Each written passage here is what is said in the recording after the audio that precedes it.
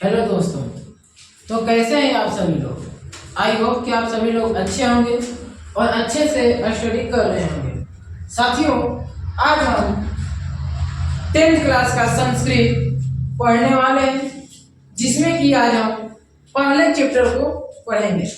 ठीक, आपका इस संस्कृत का पहला चैप्टर है, जिस चैप्टर का नाम है मंगलम। ठीक, मंगलम का अर्थ होता है कल्याणकारी। मंगलम का अर्थ होता है कल्याणकारी। तो उसी चैप्टर को हम पढ़ेंगे और समझेंगे। ठीक, चलिए देखते हैं।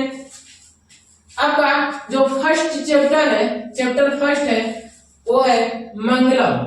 इस मंगलम का अर्थ होता है कल्याणकारी। ठीक, कल्याणकारी यानी कि कल्याण करना। ओके, अब देखिए इस पाठ में सबसे पहले हम पाठ परिचय जानेंगे, यानी कि इस पाठ में कहा क्या गया है उसको देखेंगे। ठीक, तो इस मंगलम पाठ में, जो ये मंगलम पाठ है, इसमें इस मंगलम पाठ में 5 श्लोक यानी कि जो ये मंगलम पाठ है उसमें 5 श्लोक विभिन्न उपनिषदों से संकलित है। इसमें मंगलम पाठ में 5 श्लोक जो कि विभिन्न उपनिषदों से संकलित है। इस श्लोकों द्वारा सर्वशक्तिमान, सर्वव्यापक, संसार के आधार, सभी कालों में विद्यमान रहने वाले सत्य स्वरूप ईश्वर की वंदना की गई है। यानी कि इस श्लोक में, ये जो श्लोक है इसमें कहा गया है कि सर्वशक्तिमान, सर्वव्यापक, संसार के आधार और सभी कालों में विद्यमान रहने वाले सत्य स्वरूप ईश्वर की वंदना की गई है। ठीक, इन उपनिषदों में यानी कि ये जो उपनिषद दिया गया है उसमें परम ब्रह्म परमेश्वर की महत्ता का गुणगान किया गया है। उसी महान ईश्वर के द्वारा इस संसार का संचालन हुआ है, तथा यानी कि जो ये उपनिषद है उसमें परम परमात्मा की गुणगान किया गया है। इसमें परम परमेश्वर का गुणगान किया गया है, परम परमात्मा का गुणगान किया गया है उस महान ईश्वर के द्वारा, यानी कि वही महान ईश्वर के द्वारा इस संसार का संचालन हुआ है। ठीक, अब देखिए जो उपनिषद शब्द है वो उप एवं निषद 2 शब्दों के मेल से बना। जो उपनिषद शब्द है वो उप तथा निषद 2 शब्दों के मेल से बना है। यानी कि मेल से बना है। उप का अर्थ यानी कि उप का अर्थ नजदीक तथा निषद का अर्थ उपदेश होता है। यानी कि उप का अर्थ नजदीक और निषद का अर्थ उपदेश देना होता है।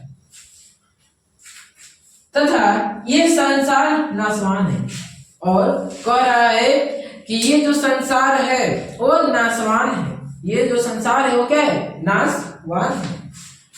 सिर्फ ईश्वर ही सत्य है, यानी कि कहा गया है कि ये जो सारा संसार है वो नाशवान है, सिर्फ ईश्वर ही सत्य है। तथा जीवन का उद्धार तभी होता है,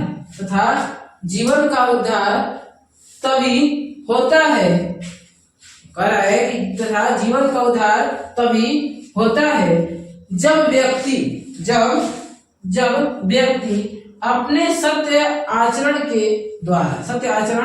द्वारा नदी की भांति ब्रह्म रूपी समुद्र में मिलकर एकाग्र हो जाता है। यानी कि कहने का तात्पर्य है कि जब व्यक्ति अपने सत्य आचरण के द्वारा नदी की भांति ब्रह्म रूपी समुद्र में मिलकर एकाग्र हो जाता है, वही सत्य की प्राप्ति कर पाता है। ठीक, ये है आपका पाठ परिचय, यानी कि इसमें क्या कहा गया है वो था। अब देखेंगे हम बारी बारी से सभी श्लोकों को। ठीक, इस पे 2 श्लोक को बताए हैं और नेक्स्ट वीडियो में और भी श्लोक को बताएंगे। तो सबसे पहले श्लोक को हम देखते हैं कि पहला श्लोक क्या कह रहा है। पहला श्लोक हमारा है हिरण्येन पात्रेण सतस्य अपहितं मुखम तत्त्वं पुंसानापावृणु सत्य धर्माय दृष्टे। ठीक, यानी कि ये जो श्लोक कह रहा है कि हिरण्येन पात्रेण सतस्य अपहितं मुखम तत्त्वं पुंसानापावृणु सत्य धर्माय दृष्टे, यानी कि इसकी कहने का तात्पर्य है कि हे प्रभु सत्य का मुख, जो सत्य है उसका मुख सोने जैसा पात्र यानी आवरण से ढका हुआ है। ठीक, हे प्रभु सत्य का मुख सोने जैसा पात्र से ढका हुआ है। उस सत्य के प्राप्ति के लिए, यानी कि उस सत्य के प्राप्ति के लिए मन से मोह माया को त्याग दे, तभी सत्य की प्राप्ति होगी। ठीक, यानी ये श्लोक के कहने का तात्पर्य है कि हे प्रभु सत्य का मुख सोने जैसा पात्र से ढका हुआ है।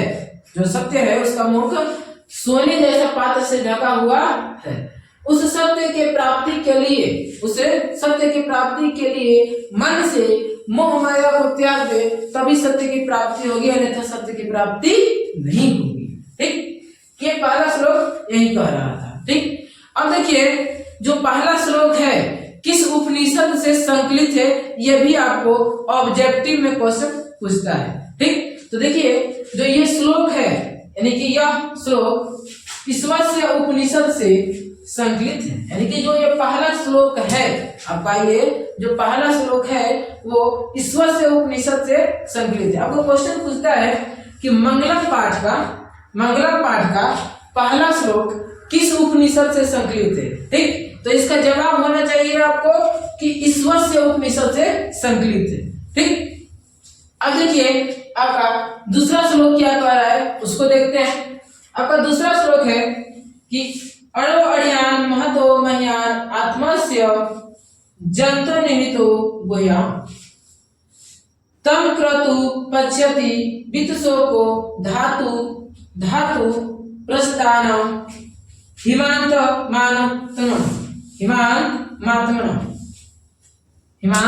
मात्मन। यानी कि ये श्लोक की कहने का तात्पर्य है कि जो मनुष्य है उसके हृदय में, जो मनुष्य है उसके हृदय में औरों से भी सूक्ष्म तथा महान से भी महान आत्मा विराजमान।